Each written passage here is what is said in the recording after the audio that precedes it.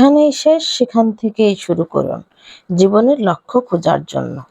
আসসালামু আলাইকুম। আজকের ভিডিওতে আমি জীবনের লক্ষ্য খোঁজার একটা গল্প শেয়ার করব। মানুষ জন্মায় এক শূন্যতা নিয়ে, তারপর ধীরে ধীরে জীবন তাকে শিখিয়ে দেয় কিভাবে হাঁটতে হয়, কিভাবে পড়তে হয়, আবার কিভাবে হার মানাতেও হয়।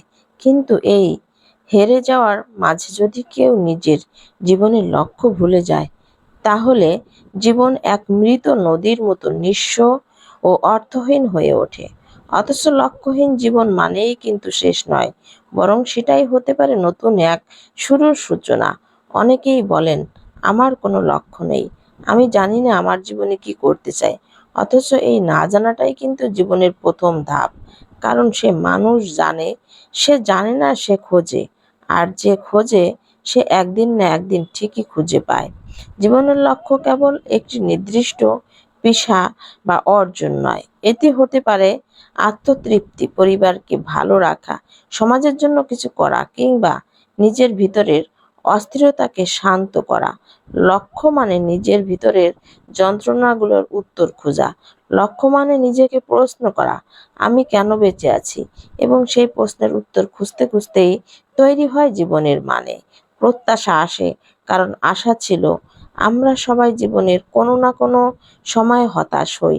কেউ চাকরি না পেলে, কেউ সম্পর্কে হারিয়ে, কেউ পরিবার থেকে অবহেলা পেয়ে, কেউ নিজের শারীরিক সীমাবদ্ধতা নিয়ে।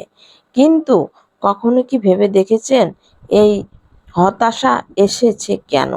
কারণ আমি আশা করেছিলাম, আপনি ভেবেছিলেন ভালো কিছু হবে, এবং এটাই প্রমাণ করে আপনি এখনো ভিতর থেকে হার মানেননি। যখন জীবন থেমে যায় বলে মনে হয়, তখন আসলে তা নতুন পথের জন্য থেমে দাঁড়িয়েছে। আপনি শুধু সেই পথ দেখতে পাচ্ছেন না এখনো। একটুখানি ধৈর্য, একটুখানি নিজের প্রতি বিশ্বাস, এবং প্রতিদিন একটু একটু করে এগিয়ে চললেই একসময় দেখা মিলবে এই নতুন দিগন্তের। নিজেকে ছোট করে ভাববেন না। এই পৃথিবীতে প্রত্যেকটি মানুষ বিশেষ। আপনি, হ্যাঁ, আপনিও। হয়তোবা আপনি এখনো সেটা বুঝতে পারেননি, কিন্তু আপনি এই পৃথিবীতে এমন কিছু দিতে পারেন যা আর কেউ পারবে না। আপনার অভিজ্ঞতা, আপনার কষ্ট, আপনার ছোট ছোট কাজ দিয়ে দিনটা শুরু করুন। কারোর সঙ্গে ভালোভাবে কথা বলুন। আপনি এখন যেখানেই থাকুন না কেন, যেমন অবস্থায় থাকুন, একটা কথা মনে রাখুন, জীবন এখনো আপনাকে সুযোগ দিচ্ছে। ও এই সবই অন্য কারোর জন্য আশার আলো হতে পারে। অনেক সময় আমরা নিজেদের অন্যের সঙ্গে তুলনা করি, দেখি সে এত দূর চলে গেছে, আমি এখনো কিছুই করতে পারিনি। অথচ আপনি জানেন না সে মানুষটা কত কষ্ট করে সেখানে পৌঁছেছে। আর আপনার ভিতরে লুকিয়ে আছে আরো গভীর এক শক্তি, যা হয়তো আজ না কাল, কিন্তু একদিন জ্বলে উঠবে। তুলনা না করে এবং নিজের আজকের চেয়ে আগামীকালকে একটু ভালো করার প্রতিজ্ঞা নিন। আজ যদি এক পা এগোতে পারেন, আগামীকাল 2 পা পারবেন। এভাবেই ধীরে ধীরে বদলে যাবে আপনার জীবন।